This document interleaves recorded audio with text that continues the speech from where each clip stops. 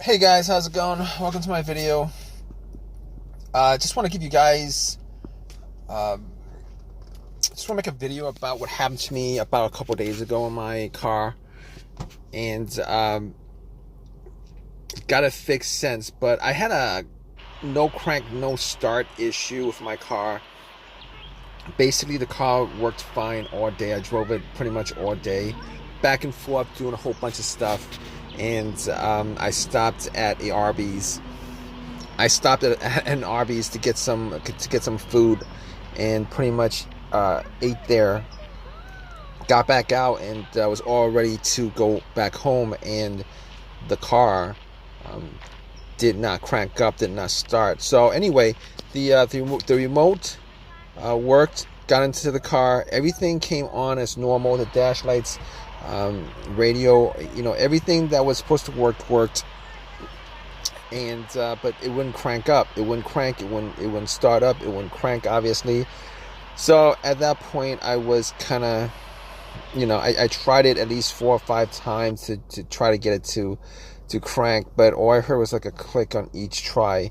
So basically, what I did was I got out, turned on the headlights, got out, and try to see whether the headlights were bright or not. Just to try to make out whether the batteries were good. And the battery was changed up maybe like 5 months ago. So I was thinking it could be the battery. Maybe it was put in. Maybe the terminal's loose or something like that. But I mean, the lights were pretty bright, so I couldn't make anything of it. So what I did was I popped. I got to the battery. And pretty much, I got to the battery and checked the terminals to make sure that the terminals weren't corroded or anything like that. But the terminals did look a little bit corroded.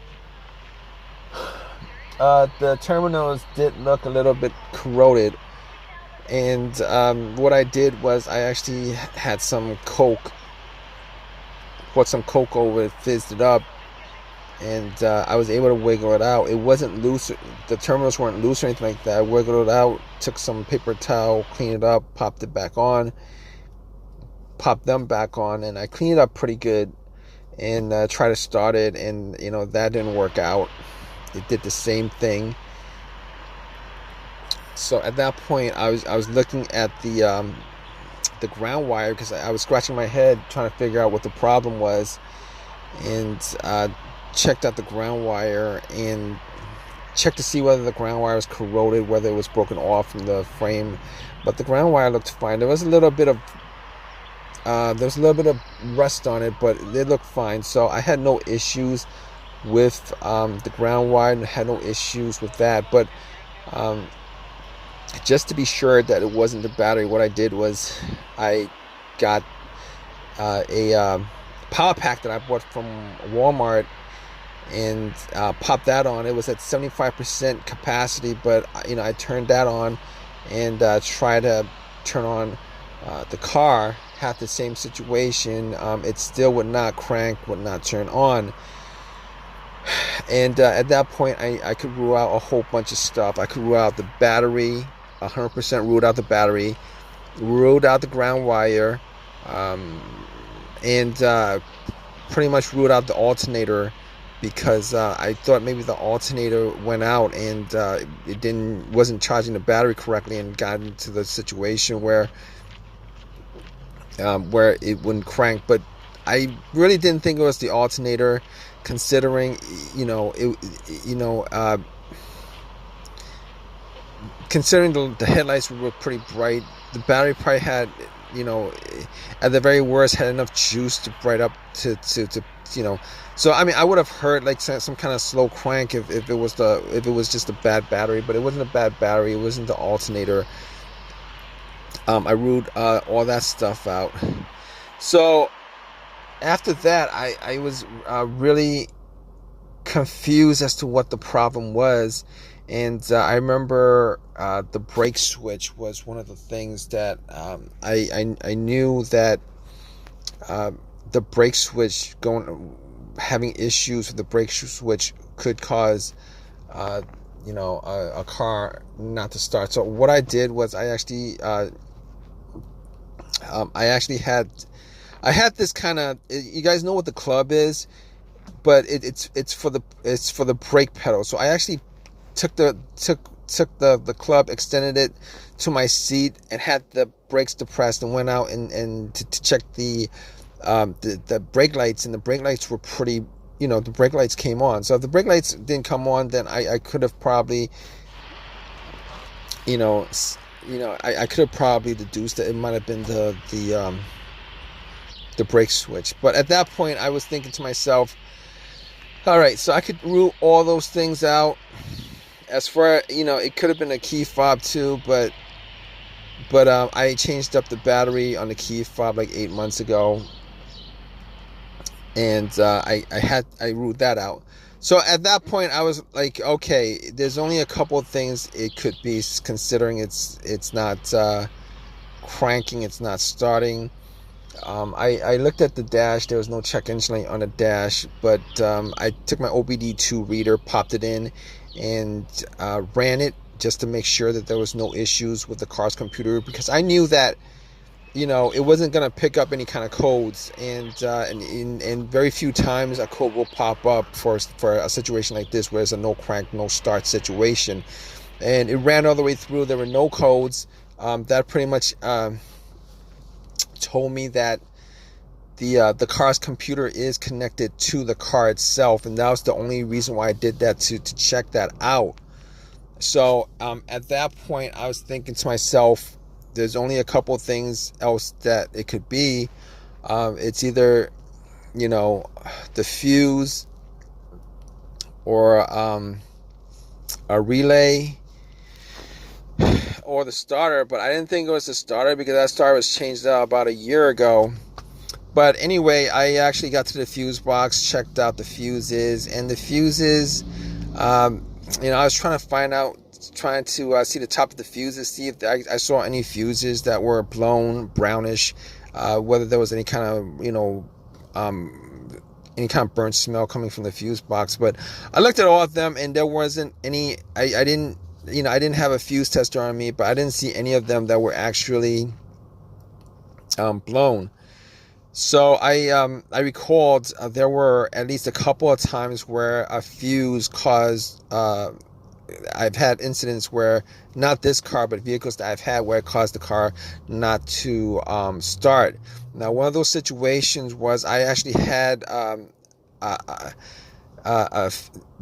I believe the fuse to the ECU was blown, and what happened was the car would crank, but it wouldn't turn over, because there was it was either to the ECU or to the car's fuel pump.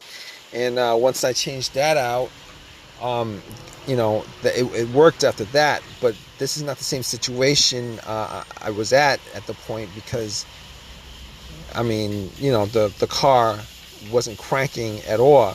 The other time I had a fuse issue where it caused the car not to start was, I believe it was on a Honda Accord, where I was getting no power at all to any portion of the car.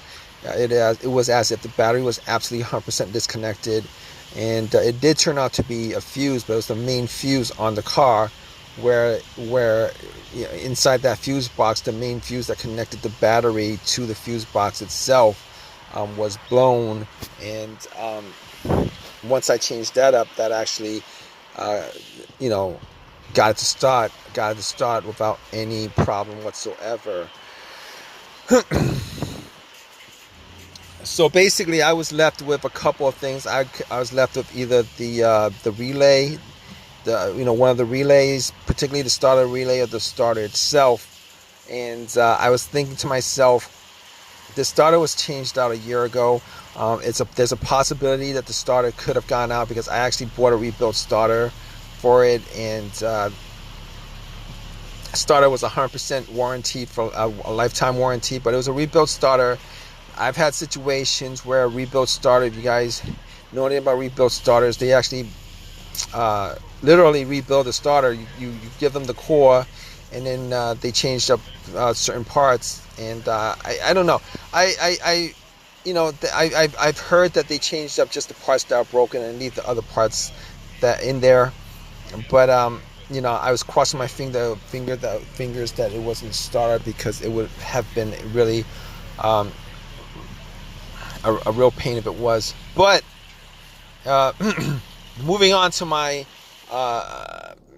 to what the real fix was on the car. It was okay. So I did the fuses. Wasn't 100% on the fuses, but they looked all clean to me.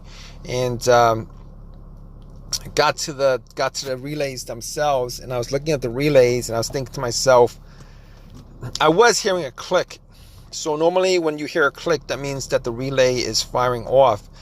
For the most part, a lot of times when you hear a click, and every time you try to start your car and it's not turning, it's not cranking, you hear a click, normally it's the relay that you're hearing.